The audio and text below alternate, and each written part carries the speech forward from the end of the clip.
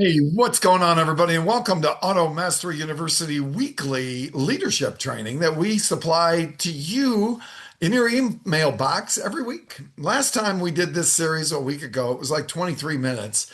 We have decided to shorten that up for obvious reasons. So we won't be going 23 minutes. Today is about 9 minutes, and we're going to review a little bit what we covered last week and then give you some strategies. And we'll continue to do this every week. So hopefully you enjoy them. Last week we talked about really looking in the mirror and really also how do we work the floor? How do we make sure we're the best we can be as leaders? Now, this is based on a couple of different contents. One of those is Mike Weinberg's book called Sales Management Simplified. One of my favorite books. Highly recommend that you read it. Another one is John Maxwell's The Self-Aware Leader. As you know, I'm a Maxwell Leadership Executive Director, so I love using Maxwell content. But this one really is important to look at because you and I can't grow if we don't know ourselves and we're not looking in the mirror. So, what I want to really talk about is like last week, we talked about what the job is and sometimes why we avoid doing what we're supposed to do. And this week, we're going to talk about how we do that thing we don't always want to do. See, coaching is not a personality trait. Anybody can coach. Doesn't matter if you're an introvert, extrovert, doesn't matter. Used car manager, general sales manager, general manager, everybody can coach. Now, as a coach, I say that it takes training. You're not going to be hired to be a trained mental health coach or a leadership coach like I am or a culture coach. And that's not it. You're using your skill sets as a manager in a dealership to also be a coach. That makes you, frankly, more valuable than those who can't do that. So, we're going to talk about that structure as we go forward, and we're going to build intention. And you and I get it's much better to have intention than to just react. So, one thing we're going to talk about today is the one on one, how it really looks. And we're also going to talk about coaching in the deal. So, let's talk about it. Couple things from last week. I'm going to do a little accountability here. We asked you to put in a column how many hours you actually developed a salesperson. Now, if you haven't watched last week's, maybe stop this right now and go back and watch that because it gives you direction on how to hold yourself accountable. And that's what we're doing today. So if you did watch last week's, go ahead and write down that number. The number that you of hours you actually developed a salesperson. You don't have to explain it. You don't have to make excuses. I can't hear you anyhow. You just need to look yourself in the mirror and say, why is it that I say I'm going to do this and I'm not doing it? Cool. All right. Trust me. My name is Bart. I'm your friend. What I know about coaching, though, I think Gallup says it really well. And that is that coaching is really this: set expectations. So you and I are setting expectations ourselves, right? You're going to do that with your people. Another part of coaching is that you are going to continuously coach. It's going to happen all the time. And another part of coaching is that you are always holding accountable. In my one-on-ones I do with people, I always ask them, how can I hold you accountable? And I would tell you, sometimes that gets people to float away. And those people that really want to win, they let me know and they allow me to hold them accountable. Huge piece. All right. So, number two is the mirror test. What did your people tell you? And did you keep your mouth shut? See, coaches, it's ask and listen, ask and listen, ask and listen. But a lot of us in this room are D personalities where we like to talk, or an I personality where we like to talk. That was me, people. I really, and you know me, you know that's to be true. I really had to learn to ask and shut up. And I still do. It's always a work in always a work in progress. All right. So again, did you keep your mouth shut? Did you or didn't you? You don't have to defend it. I can't hear you anyhow. There we go again. Whatever you found, it's a baseline, not a sentence. You're not going to spend 30 days in the hole. Shame changes nothing. Oh man, I need to be better. Excuses guarantee the same number next month, though. You and I get it. We don't want our people to come up with excuses. We as leaders need to have a starting point and say, how am I going to get better? The only failing grade last week was just not doing the assignment. And let's be real, a lot of people watching this right now watched last week's video, but you didn't do the assignment. Dude, why? If you're not doing this for Bart, right? You don't even know me in some cases. You're doing it for yourself. So my question to you is what, and I think it's really important to ask yourself, why are you doing this? Why do you want to succeed? Why, what's your why? And we've talked about this before. If you know what your cause is and you know your becauses, like a lot of becauses, a lot of whys, you will never give up. And that's true with your salesperson or with your kids or anybody you know. If they have a cause, they have to have a because. All right, 30 minutes, same day, every week. It's their meeting. Might be 2 to 2:20 on Thursdays. They bring, in this case, in terms of managing their activities, we're going to talk about this. They bring their numbers. Now, you might have another topic that you're talking about in your coaching, but for now, we're just going to talk about they bring their numbers and let them talk first and let them own the results. They report to you. You don't read the board to them. They come to the table with their numbers. Now, if they don't have accurate numbers, have them go get them. If they don't have accurate numbers, have them dig for them so they get in the habit of knowing what you expect. Now, number two, get behind the numbers. What activity produced this? What activity didn't happen? The results are the smoke. The activity is the fire. If you and I get on fire, we're going to have smoke. But if we don't get on fire, if they don't get on fire, they're not going to have smoke. So we know if they have results, there's activity that produced that results. Let them know that. If they know they didn't get results, they're going to be able to admit that to you. So again, this is going to take practice by you, but it's not to berate them, it's to lift them up. And you do that by asking and listening. Number three, what's the one thing most in your way? Ask them. Well, I'm just not very motivated to make phone calls. Listen, don't solve it for them in 4 seconds. If somebody told me that, I'd say, you know what? Great. Why do you think that is? I'm just not comfortable on the phone. Why do you think that is? Because I'm not, I'm kind of an introvert on the phone.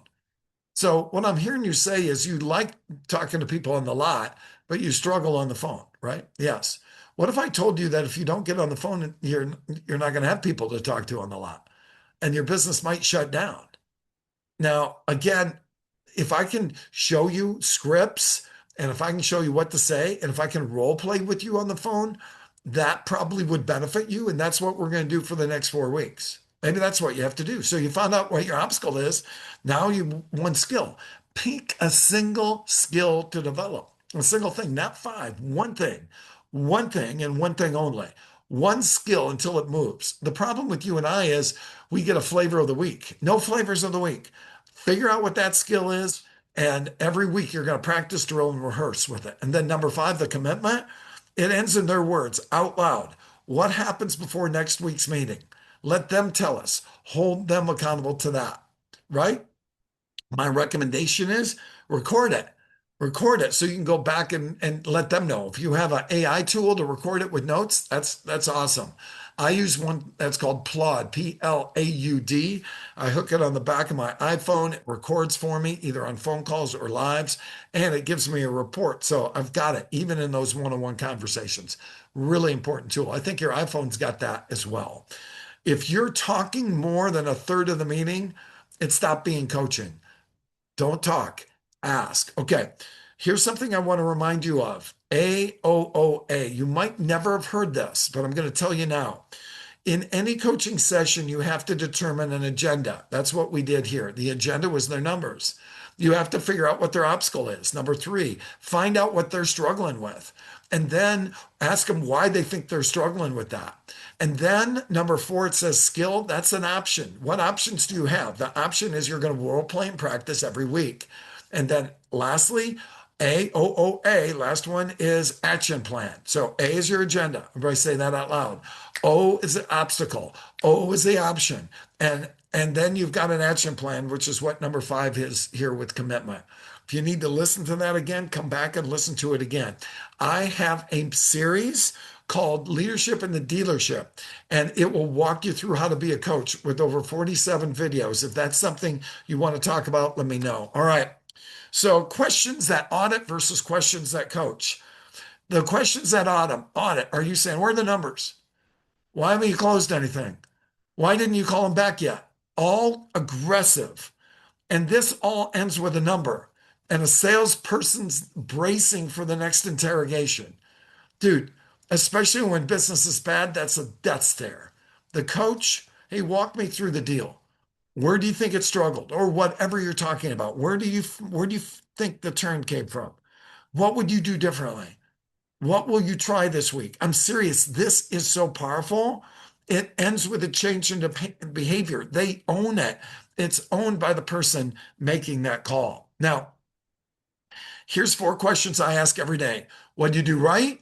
What did you learn? What must you change? And what's your role in this? Those four questions. Again, what did you do right? What did you learn? What must you change? And what's your role in that? So we're giving them same information, but different questions.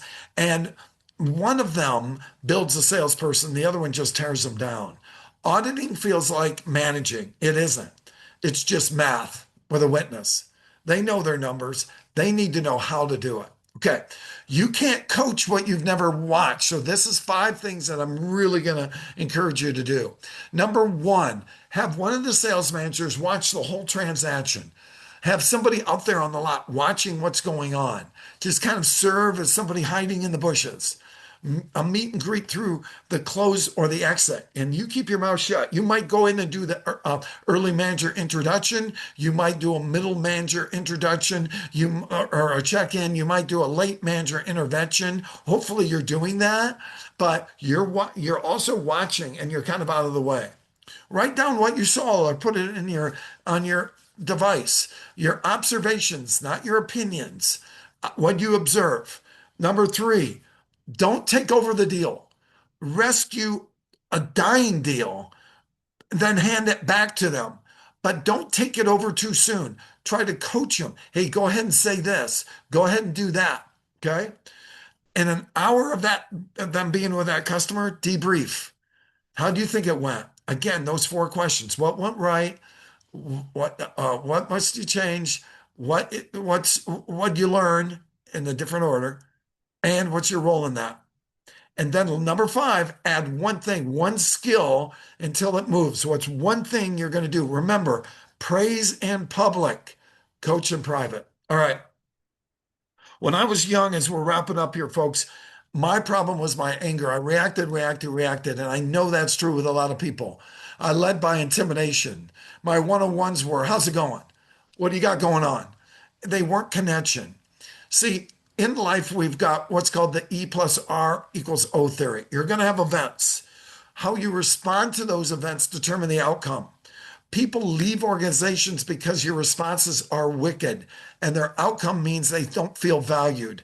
They feel they're being picked on. People are sensitive sometimes. If you want a different outcome, you want your people to follow you, change your response. Now, most managers get this backwards. Steve Cornelius from Stevens Creek Toyota told me when it's going really good, ride them harder, man. Hold them accountable. A little bit more discipline. Never rude, never abusive, but show them how to win. When it's tough, praise them, lift them up, catch them doing something right. A slump doesn't need more pressure, it needs a win. Catch them doing something right to build on. And there's those questions again. What do you do right today, Billy? What do you learn? What must you change? And you help them, hold them accountable to that, what they must change. So you've got two assignments this week. One real one-on-one. Pick that salesperson, run those five parts, put it on the calendar. They talk 70% of the time, and you ask and listen. It ends with their commitment out loud. Two, one observed deal. Watch one full customer interaction with your mouth shut. Debrief within the hour. Ask first, what do you do right? What do you learn? What must you change? Where do you think it turned? And then add one thing that they can work on. Make sure they've got it. Make sure it's clear. Make sure you hold them accountable for next time. See, if you say, I don't have time to coach, you're missing the boat. Jack Welch in his book, Winning, talks about it, man. Coaching is the job. Everything else is interruption. Now, look, if you don't coach, they're never going to have results. I get it. It's all about results, but you have to coach to help them get there. That is the job. Nobody rises for a manager who audits them or grinds them. They rise for a coach who sees them. Let's get this done. Make a difference. We'll see you next time, everybody. Way to go.